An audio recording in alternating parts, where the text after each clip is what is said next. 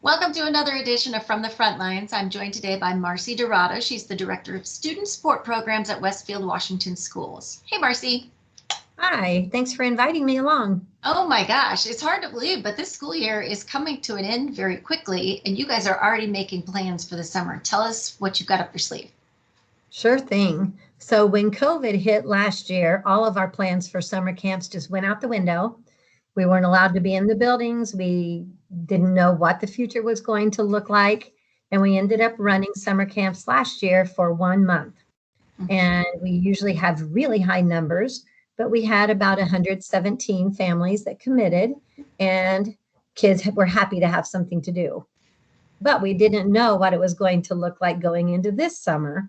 So we made big plans, did a lot of work, opened up registration, and we could tell that families and kids are ready to get out because we have an average of 317 children a week who have signed up for our summer camp, which is exciting. Wow. Okay, tell us what those summer camps involve, because there's a full day childcare and there's also opportunity camps, I believe you call them.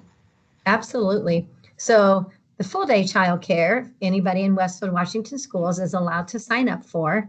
We are run by our BAC staff. So any families who have taken advantage of the before and after school care will recognize a lot of the staff in our program.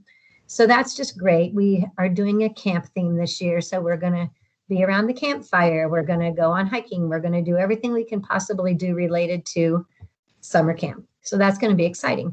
But the other part that's really fun is that all of the district staff, teachers, assistants, anybody that wants to is allowed to fill out an application to run what we call opportunity camps, which are more specific than what you would get in a traditional summer camp. So we've got opportunities for art, we've got opportunities for water play, we've got opportunities for reading support, kindergarten readiness. We've got other ones that are for the intermediate school for children leaving an elementary setting into an intermediate. They learn how to use the locker. They learn how to maneuver the building.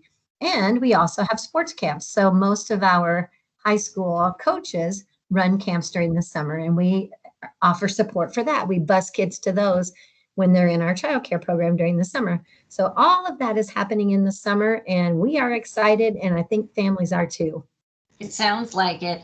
Now, we're in a much better position than we were this time last year. However, we're not free of COVID yet. So what kind of things are you going to put in place to mitigate any potential spread?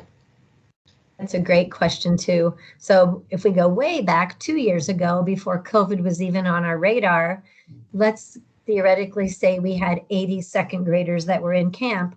All 80 would spend the majority of their days together. They would go to the gym together, go to the outdoor playground together. They would be together in classrooms. But we realized that because of COVID, that's not the best plan. So kids are going to be grouped in groups of approximately 22. We don't want to turn anybody away that's enrolling. So some of our groups have gotten a little bit bigger than that, but not exceptionally so. And they will stay together in that group for most of the day. They will have lunch with that group. They'll play inside with that group. They'll go to the playground with that group. They'll go to the gym with that group. And they will also be required to wear masks when they're inside the building. Water fountains will still be turned off, so we'll rely on water bottles that the children bring. But our idea is that we know COVID is better, but like you said, COVID is not gone. And we don't want to give it a chance to run like wildfire again. So we're doing what we can do on our end to make that be a little bit more of a safer environment, not only for our children, but for the staff that will be working there also.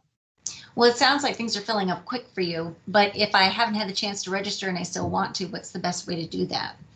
Sure. So if you go on the district webpage, so wws.k12.in.us, at the top of that webpage, there is a tab that says departments.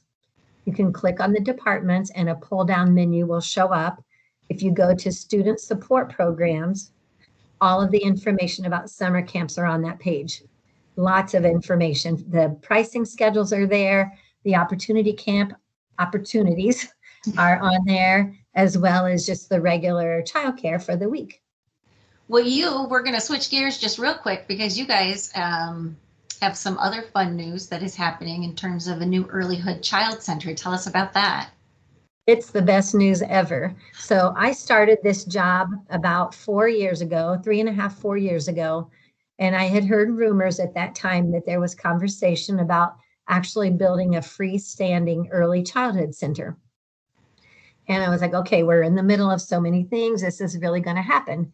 Well, the great news is that it's happening right now. So if you've been out by Monon Trail Elementary on the north side of that property, they have begun the process of building. So the ground has been leveled, the drainage ditch has been built, the large rocks have been brought in so that equipment can move around, and they're already putting big pipes down into the ground. So that is happening.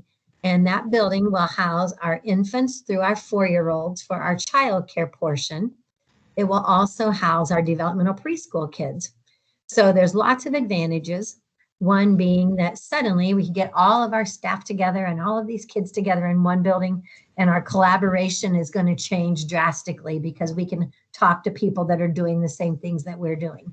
So that's really exciting. It's going to be great for parents if you've got kids at different levels. It's going to be one drop off versus 2 or 3. It's going to be great for the administrators in the building because we can be actually in classes much more than we are now because we're spending so much time driving between buildings. So all of those are benefits. We're reevaluating our curriculum. We're looking at assessment pieces. We're talking about professional development. So all around, that's going to be great. And the second half of the building, so the building will be two-sided with 2 entrances. It will house our district administration building. And the building that is currently in is a rental. So it'll be nice to have a building that is owned by the district. And that's scheduled to open when? Summer of 2022. Theoretically, I'm hoping for June so we can use it in the summer that year, but sometime in the summer of 2022. Right.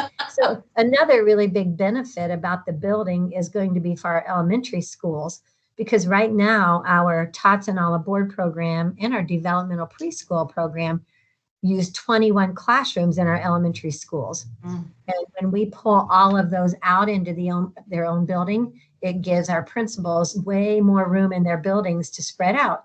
And if you've been like me and you've driven around Westfield very much lately, everywhere I go, there's a new neighborhood popping up. So this will allow the district to hold off for quite a long time before they have to consider building another elementary school. Fantastic. Marcy Dorado, Director of Student Support Programs with Westfield Washington Schools. Thank you so much for the update. You're welcome, and thank you for inviting me. Have a great day. You bet.